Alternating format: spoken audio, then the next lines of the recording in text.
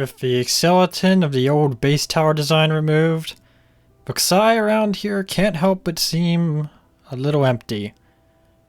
Kind of feels like in some ways I'm back at square one. Hey everyone, welcome back to World Update. This is episode 11, and since the previous episode, I have finally updated to 1.15. Now that ReplayMod has been available for 1.15 for a while, means I can finally move on. It looks like ReplayMod is under more steady development right now, so hopefully it'll probably be updated for 1.16 before I'm ready to update to 1.16. And 1.16 is like currently like what, a pre-release 5 or 6 right now as of recording? It may already be out by the time this video comes out, who knows. Anyways, since I'm now here in 1.15, of course one of the first things I went off and did was to go ahead and make a temporary bee farm here so I could get me some honey bottles and some honeycomb. And I've also kind of been using this as a place to breed up some bees. There's like some of the honey blocks that I've got, and I got like another, I think, like 16 sacks over on my base storage right there. But yeah, for right now, and I have actually been breeding up some bees over here. Because, of course, in the future, I'm going to want to replace that temporary bee farm with an actual more permanent and better one. I'm currently working on a design for a bee farm, and when I do eventually build it, it'll probably be in the Nether. If not the Nether, then the end. Of course, the overworld's not really all that great for bee farming. And so far, I have collected over 700 beehives. Each one having 3 bees each, of course. And each one also has adult bees in it, no baby bees. That's important because in my experience here when breeding bees, these baby bees sometimes fly up to the ceiling and then they grow up and they're clipped into like the ceiling block or whatever, and they fly away and I lose them and such. I'm figuring like when I go to build a farm, that might be problematic. So I'm making sure that the beehives only contain adult bees. And to verify that each hive does in fact have 3 bees, I am using the bee info mod. And yeah, bee breeding here in the overworld is, I would actually probably say, the best place to breed bees, because when it turns nighttime, they all want to be in beehives and they won't come out. So it gives you a perfect time to plop down a bunch of hives and collect up all the bees. So yeah, that's been really nice. Down over here, I have a temporary vine farm. Basically, I just need vines and so I can make like mossy stone brick and for builds, as you saw in the time lapse. And yeah, this thing's been working pretty well for me so far. I say it's temporary because at some point I'm probably gonna have to remove it because it's in the way for some future stuff, probably. But yeah, like really where I would like to build this vine farm would be ideally like inside the base tower itself, but since I'm still working on the new design for that, yeah, I didn't really have a place where I could definitively place this. So I just built up the smaller of the 2 vine farms of mine. I made a video on this one, so if you're interested in checking it out, it's basically just an iteration upon Techman88's vine farm. So, little more compact, little better rates per hour, essentially, but pretty much the same general concept and the way it functions.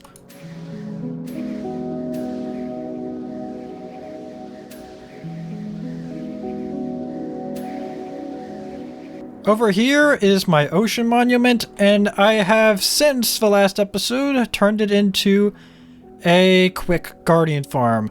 The specific design for this guardian farm is known as like the 1 hour guardian farm, for being able to be built in like 1 hour. So yeah, I haven't really done too much here. Basically just built up a quick end of, guardian farm so that way I could get the prismarine shards and the prismarine crystals so that way I can make sea lanterns.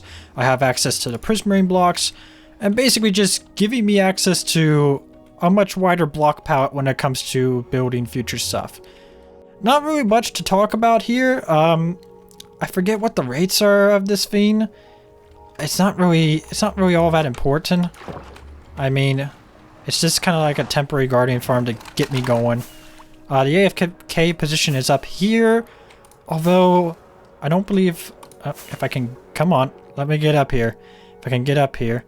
Although, yeah, I don't have it centered. I probably should have it centered right above the farm, and that would probably improve rates some, but... yeah, not really much to talk about here. Just a temporary guardian farm to give me access to Prismarine until I build a real farm in the future.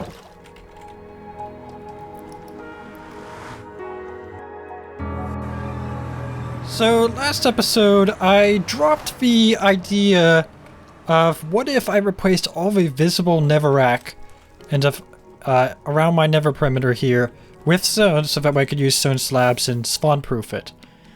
But then I also got to thinking, like, the new black stone in 1.16 might look really good, and I don't really know, but it is certainly a thought. And in terms of the nether, when I update to 1.16, I am still planning on pruning the nether, so deleting unnecessary chunks that don't have anything in them. Of course, the highway to the world border project, I'm going to save that, and basically like everything around my nether perimeter here for, you know, a good like 500 blocks, and that'll probably be that. And I'll probably also be pruning my overworld some, because currently my single player world is 4.7 gigabytes in size. 1.9 of that's overworld, and I have done quite a lot of exploration in the overworld. I just rendered an overviewer map, and yeah, I generated a lot of terrain when I was searching for a fast horse and a strength 5 llama so I could have the full 15 inventory slots. And when it comes down to the nether, it's 2.5 gigabytes in size, and the end is, well, 270 megabytes. The end isn't really all that big. So yeah, for 1.16, I definitely want to do some world pruning, because if you were to zip up my single player world, it would come out to 2.9 gigabytes. And in the future, when I want to offer a world download, you know, that's kind of... That may be a lot to download for some people. But yeah, I am kind of working towards eventually doing a world download. The original plan was to do a world download when I build the storage system in my world, but I don't know, I might do it sooner. It depends. It really depends on at which point I really think it's worth doing. So yeah, there's, you know, I guess you could say some sats for the world. But speaking of sats, I swear, every time I'm putting together my notes for these episodes, I forget about my statistics. I've been meaning to show this for a long time. I have heard some people wanted me to show stats, so here they are. Here's my main statistics. You can pause the video at any point if you want to see a specific one. Let's see. Where is time played? Ah, there it is. Time played. 152 days. So if you times that by 24, you'll get about 3.6 thousand hours. Now I do have to preface that most of that time is AFK time, especially like with a lot of AFK time at my ice farm to get ice for crafting all the blue ice for the blue ice highway to the overworld world border. Yeah, dang, that's a lot of hours logged in this world, a lot of hours. As for items, well, times mined, ice wins out. At this point, I've mined 27 million ice from my ice farm. And for times broken, of course, shears are up there. And I know for a fact I've broken more than 7 diamond pickaxes, but it doesn't seem to count diamond pickaxes with enchantments. As for the times crafted stat, at the top, unsurprisingly, packed ice. I believe that's 2.9 million. Yeah, and right here in second place, you have ink sac for times crafted. I'm pretty sure that this relates to bone meal. I know I crafted a lot of bone meal, and in 1.12, that's where I got... This statistic was like this right before I was like updated from 1.12 to 1.14. It was like this when I checked. So I think 1.12 had some it counted like statistics to wrong stats. So yeah, I've crafted 471,000 ink sacks in this world. Ain't that great? Times used. Oh goodness, the sats are overlapping here. I really can't tell you. It looks like...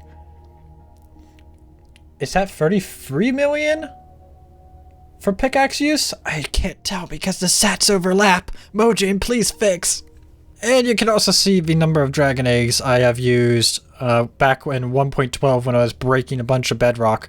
Nowadays, well, you know, those dragon eggs aren't too useful. Times picked up. I swear, this is sat isn't even, like, these sats aren't even readable because of the numbers overlapping. So I don't know. I'm guessing that's like 1.4 million stone picked up. And for times dropped, at least these statistics aren't overlapping with the other ones. But, yeah, not really all that interesting. And here's my mob statistics in case you're interested.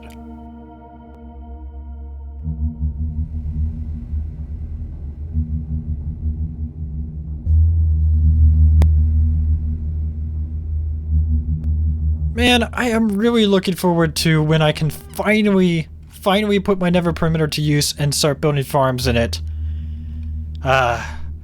Probably first on that list will be a gold farm, if it's not a general ones of Wither Skeleton farm. Just simply because my gold supply is, well, non-existent. I literally don't have any gold anymore. Anyways, how about we head out to 1 million overworld to see what I've built out there.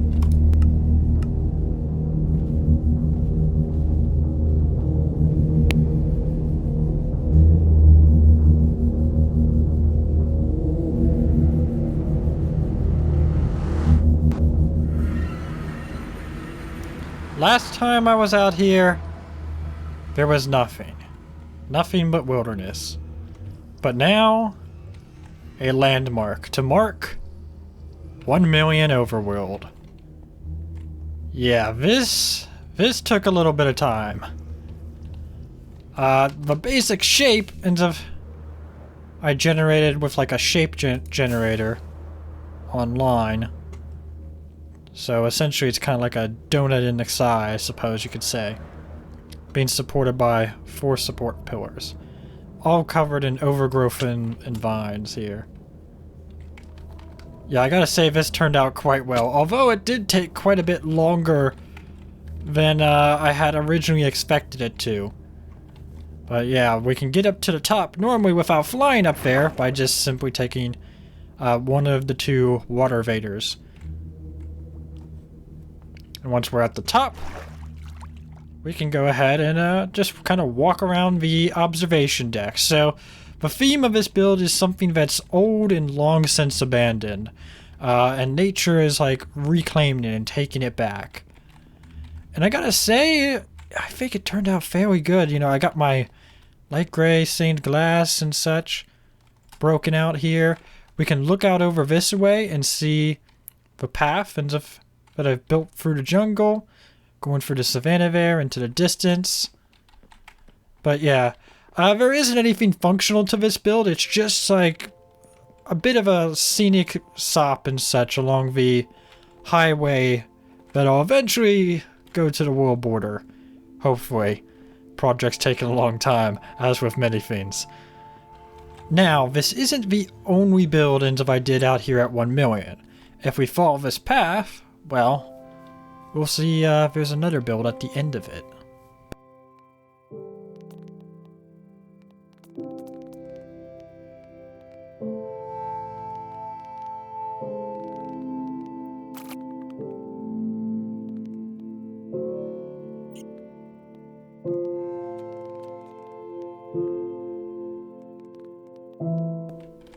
At the end of this path is a rather unimpressive build, but one that is important to me. This is a recreation of one of my first, if not the first, survival multiplayer bases I've ever built. So, yeah, by today's standards, definitely quite basic, and definitely by my standards of today, very, very basic. As you can see, it's not really finished and such, but this is like its last condition because I never did finish it back then on the server I was playing on. It was a public server. And here's a not so fun fact about this build. On the survival server, the public survival server I was playing on at the time, it just had a map reset at the time, and right before I was building this. And so, okay, map reset, and fresh map, and let's go ahead and do something completely new. And so for 2 weeks straight, I essentially worked on this like every day, getting the materials for it back then. That was like around November 2012.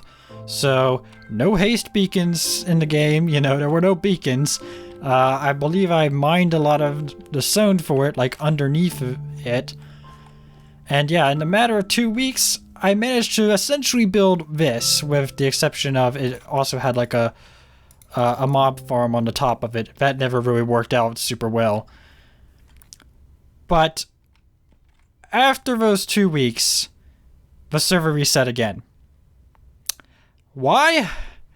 Because the map got corrupted and the administrators didn't take backups.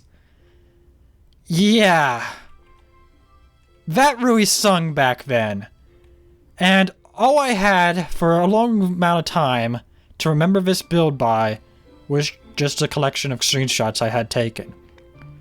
So from those screenshots, I've recreated it here safely in my single player survival world.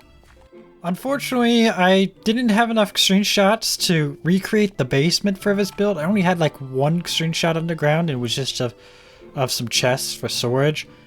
But I'm pretty sure I had like enchanting storage and like a place to smelt items. I went ahead and made a little bit of a map here of the area. So there's that nice little detail. You can see the path there. But if there is something good to come from this story, at the end of it, you know, after the map had reset there, I basically said, screw it! If no one can do this whole running a survival public multiplayer server correctly, I will. And from that, the YourMC survival server was born. Of course, I've long since shut it down, but yeah, that's what got me to, you know, basically start my own public survival server back in the day. The incompetence of other server administrators and such. Well, everyone, that's going to be it for this episode. It's at this point I tell you to press a certain button? Whatever. Until next time, everyone, whenever that might be, I'll see you all later. Bye. This shattered savanna biome over here is really, really nice, I must say.